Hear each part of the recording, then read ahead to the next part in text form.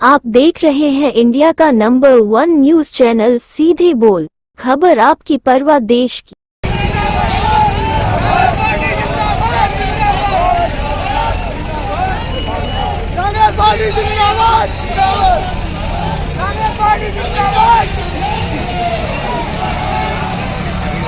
आज भांडेर में कांग्रेस की जन आक्रोश यात्रा पहुंची, जिसमें मध्य प्रदेश कांग्रेस पूर्व मुख्यमंत्री दिग्विजय सिंह, नेता प्रतिपक्ष गोविंद सिंह व भांडेर से कांग्रेस के संभावित प्रत्याशी फूल सिंह बरैया ने भांडेर की जनता को संबोधित किया। आपको बता दें कि ये यात्रा गोविंद सिंह के नेतृत्व में हो रही है, जिसमें मध्य प्रदेश पूर्व मुख्यमंत्री दिग्विजय सिंह ने भाजपा पर तो निशाना साधा ही साथ में सिंधिया को भी अपने निशाने पर लेते हुए चंबल के पानी के चरित्र पर भी निशाना साध दिया। उन्होंने सिंधिया को काया भी कहा, तो वही लहार विधायक गोविंद सिंह भांडेर विधायक रक्षा संतराम सरोनिया पर निशाना साधते रहे। उन्होंने भांडेर विधायक पर कई आरोप भी लगाए। इस जन आक्रोश यात्रा में कांग्रेस नेता जगदीश पारासर, आशीष जरारिया, राकेश पटेल सहित सैकड़ों की संख्या में कांग्रेस के कार्यकर्ता और जनता मौजूद रहे। मुझे इस बात की खुशी है हमारे भांडेर में जन आक्रोश रैली निकल रही है। डॉक्टर गोविंद सिंह जी के नेतृत्व में, हमारे विपक्ष के नेताजी के नेतृत्व में, और आप लोगों ने भांडेर में जो स्वागत किया है उसके लिए मैं आप सबका प्रति आभार व्यक्त करता हूँ।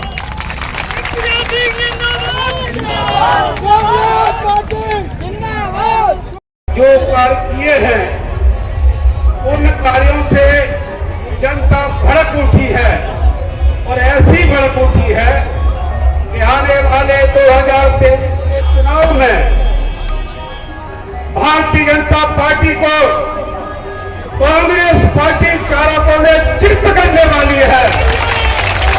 और यही नहीं, आने वाले चुनाव में ये आक्रोश का बदला लेगी।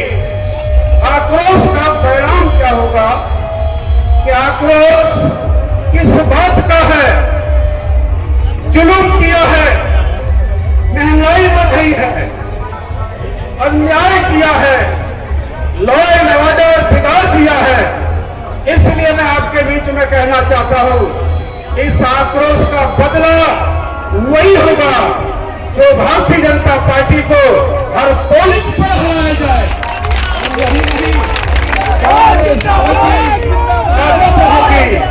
तो मैं आपसे इस मौके पर ज्यादा न कहते हुए मैं आपके बीच में डॉक्टर साहब को बुलाना चाहूंगा, क्योंकि समय ज्यादा हो रहा है। कांग्रेस ने हमेशा गरीबों को दिया है, गरीबों को बसाया है, देश को आजादी दिलाई।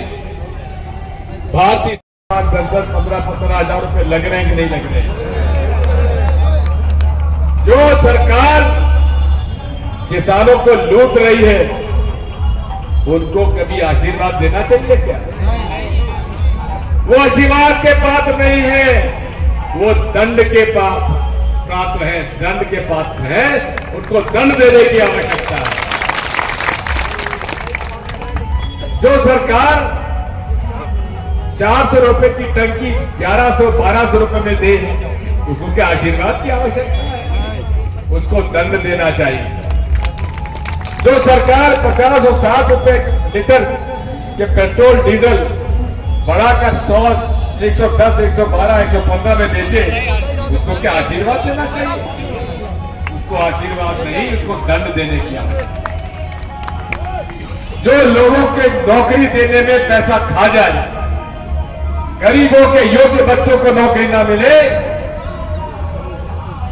अमीर लोगों के नालायक लड़कों को नौकरी मिल जाए, उसको आशीर्वाद नहीं, उसको दंड देने की आवश्यकता। जो लोगों के पट्टे की जमीन छीन ले, बड़े बड़े लोग उनकी जमीनें छीन ले, गरीबों के मकान गिरा दे, ऐसे लोगों को आशीर्वाद की नहीं, दंड देने की आवश्यकता है। कांग्रेस ने गरीबों को 10 साल तक मुफ्त में बिजली दी कि नहीं दी, मुझे बताइए। और किसानों को 5 हॉर्स पावर तक की बिजली मुफ्त में दी कि नहीं दी? तो उनको तो आशीर्वाद मिलना था, लेकिन आपने दंड दे दिया हमारी सरकार के राज। अगर आशीर्वाद दिया होता तो 2003 से लेकर आज तक कांग्रेस सरकार रहती और आप ठगे नहीं जाते। आपके बिजली के बिल हजारों में नहीं आते। आपने 2018 में हमें सरकार दी, कमलनाथ जी ने आपके 50,000 1 लाख तक के बिल माफ कर दिए, आपके कर्जा माफ कर दिया था, और 2 लाख तक के कर्जे माफ होते मेरी सरकार नहीं गिरी। अगर ये भांडेर का विधायक पैसे लेके नहीं बिका होता और सिंधिया जी ने इनको बिकवाया नहीं होता, फिर आज भी आपकी बिल, गरीबों का, किसानों का बिल अदा कर दिया था हमने, और छोटे और मध्यम लोगों का 100 रुपए का बिल था, और कर्जा भी आपका 2 लाख तक का माफ हो जाता। लेकिन उन्होंने सरकार खरीद ली, विधायक खरीद लिए। ये किसका पैसा था? आप लोगों से लूटा हुआ पैसा था। कोई चेक से पेमेंट नहीं हुआ है, नगद पेमेंट हुआ है। नगद पेमेंट हुआ है, उसका कोई हिसाब नहीं रखे जाते, और लोगों से, गरीबों से लूट कर जो पैसा मिला उससे विधायकों को दे के खरीद। अरे फूल सिंह बरैया को 125 वोट से हराकर क्या मिला आपको? आज यदि उनको जिताया होता तो आज हम कह सकते थे दावे के साथ। लेकिन जो हमारी गलती हुई है, 125 वोट से कांग्रेस को हराया है, उसको हमें सुधारने की आज आवश्यकता है। यही मैं आपसे कहने के लिए आया हूं, और आप सबसे यही प्रार्थना है कि आने वाले चुनाव में ये भाजपा जिस तरह से इन्होंने विधायक खरीदे, उसे तरीके से आपके वोट खरीदने के लिए आएंगे। ये कोई ईमानदारी का पैसा नहीं है, ये बेईमानी का पैसा है, और बेईमानों का पैसा ना तो बेईमानों को फलेगा, और बेईमानी का पैसा अगर आप लोगों के पास बता तो वो आपको भी नहीं फलेगा। इसलिए ईमानदारी के साथ कांग्रेस का हाथ पकड़ो। मैं हमेशा कहता हूं इस बात को, हमें भरोसा था ज्योतिराज सिंधिया महाराज कांग्रेस छोड़कर नहीं जाएंगे। हमें भरोसा नहीं था कि जिस पार्टी ने उनको हराया वो उसी के साथ मिल जाएंगे। अरे योद्धा तो वो होता है जो अपने आदर्शों के लिए, अपने ईमान के लिए सर्वत्र न्यौछावर कर दे। ये कंबल के पानी का एक चरित्र है। लेकिन हमें इस बात का दुख है कि सिंधिया जी जिस पार्टी ने उनको हराया उसी पार्टी में शामिल हो। ये कायरता की निशानी है, बहादुरी की निशानी नहीं है। इसलिए साथियों, हमें ईमानदारी से उस विचारधारा के साथ जुड़ना है जो प्रेम और मोहब्बत के साथ सबको मिला के चले। हमारा सनातन धर्म सर्वधर्म संभाव, हमेशा जो नारा लगता है धार्मिक आयोजनों में, धर्म की अधर्म का प्राणियों में और विश्व का, ये धर्म है हमारा। ये हमारा धर्म नहीं है कि हमारा कल्याण और बाकी का नाश हो।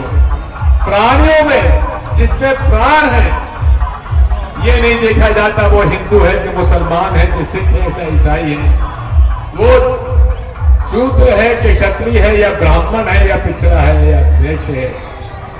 हर प्राणी में का सम्मान होना चाहिए, सद्भावना होना चाहिए। वो सद्भावना ही हमारा सनातन धर्म है जिसको कि ये लोग तोड़ रहे हैं।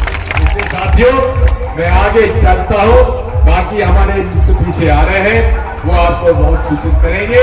आप सबसे यही प्रार्थना है, आने वाले चुनाव में भारतीय पार्टी को देना है दंड और कांग्रेस को देना है आशीर्वाद। बहुत बहुत धन्यवाद। कर्जा 3 किस्तों में गुजरात के उद्योगपतियों का माफ किया, जबकि किसानों का कर्जा इतना सा था ये कर सकते थे, ना के बराबर किसानों का कर्जा था। हर घोषणा पत्र में भाजपा की ये रहता था, भाजपा का कहना साफ, हर किसान। सीधे बोल के लिए भांडेर से कमल कृष्ण शर्मा की रिपोर्ट।